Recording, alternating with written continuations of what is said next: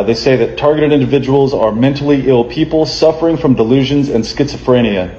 They want attention, a road to fame, or unjustified compensation for pain and suffering. Whistleblowers are disgruntled intelligence agents, police officers, or other enforcement that were fired or singled out and only want compensation by the department they work for and revenge. Non-enforcement complainants are mentally ill people suffering from paranoia, delusions, and schizophrenia. Usually drug abuse is assumed or insinuated. Veterans that are targeted are suffering from PTSD and have dissociated from reality due to unhealed trauma from war. Targeted individuals are suspected criminals. They are terrorists, drug dealers, rapists, spouse abusers, bank robbers, pedophiles, etc. The list goes on and on of what people are told about targeted individuals. Targeted individuals are violent people that need to be watched 24/7 to ensure local and national security. You hear a person in a respectable position say something like this, you just take it for what it's worth and go along with life and just assume that somebody that's a targeted individual is just nuts. And that's what they want you to do because this story is being covered up. I wrote this out in one afternoon. Based just on the knowledge that I have in my head, that I've experienced, that I know personally. Many targeted individuals have a high IQ, are intuitive, empathetic, creative, artistic, compassionate, are empowered free thinkers, and are very vocal in general. Targeted individuals seem to fall into specific groups. Intel or enforcement that wanted to do more than follow orders. Potential leaders that would not be corrupted and would actually make decisions to help society prosper. These targets are usually identified at a young age. Defendants in custody battles against a connected person. A person that had a negative encounter with a connected person. Knowledge from investigative conclusion. Complaints from targeted individuals are similar or the same in the United States and all around the world. A mass delusion cannot be shared by millions of people that have different religions, political affiliations, genders, ethnicities, occupations, ages, and upbringing. Due to the exact repeating circumstances, facts, and conditions such as medical examinations, sworn affidavits, convictions of perpetrators in litigation, perpetrator confessions, and whistleblower testimony, it appears that occurrences in a targeted individual's life are carefully organized and executed events that are highly funded. I am a targeted individual, and I have personally experienced these techniques, tactics, and standard operating procedures myself. I've lived through this for years. I've just been researching and studying what was going on the last 2.5, 3 years, but I've been going through this for a very long time. I believe since I was a child. And I guess that's one part that I missed here. Many targeted individuals are, well, actually, no, I didn't miss that. It said these targets are usually identified as a young age. So some people, their family will sell them into one of these programs.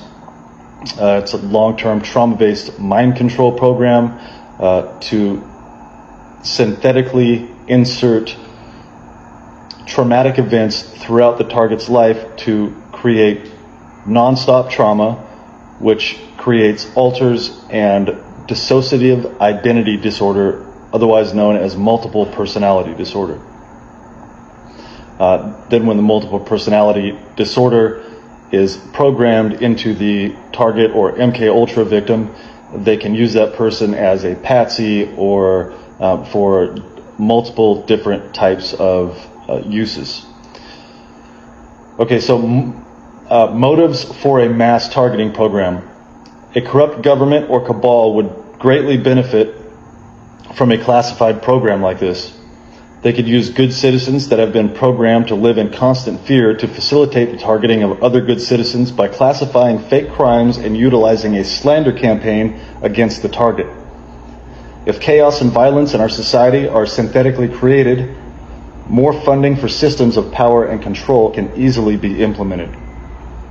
Non-organic chaos and violence will lead to more arrests and incarceration in private prisons.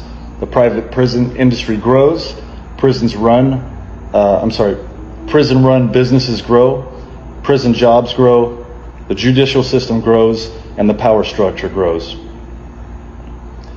Complaints from targeted individuals to corrupt or misinformed psychologists, psychiatrists, or law enforcement will lead to false mental diagnosis, which will lead to mental hospital incarceration, unnecessary prescriptions, or psychotropic and SSRI drugs. Prescriptions of psychotropic and SSRI drugs. And the targeted person's capacity to testify in a court of law. All right. The more people that are targeted, the more the psychological hospital system and big pharma and the private prison industry will grow, earning billions of dollars a year. Also, after mental diagnosis is labeled, children can be taken from good families and trafficked for profit. This program is the largest, most lucrative physical and psychological crime ever committed against the people of the United States and around the world. The end result is total control of all citizens, businesses, and government for a one-world totalitarian government. This is the 1% of our population that is in control of probably 85 to 95% of the wealth in the world, and the rest of us fight over the remaining small percentage. This targeted individual program is to quiet and to take out the people that would be instrumental in fighting against a totalitarian occupation of our government and implement world control.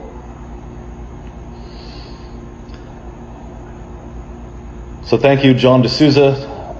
John D'Souza is called the X-Man. If you don't know who he is, look him up. His name is JohnDesouza.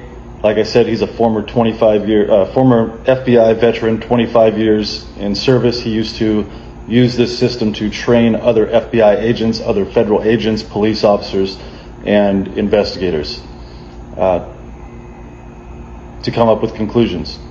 Uai, seu app de vídeos curtos.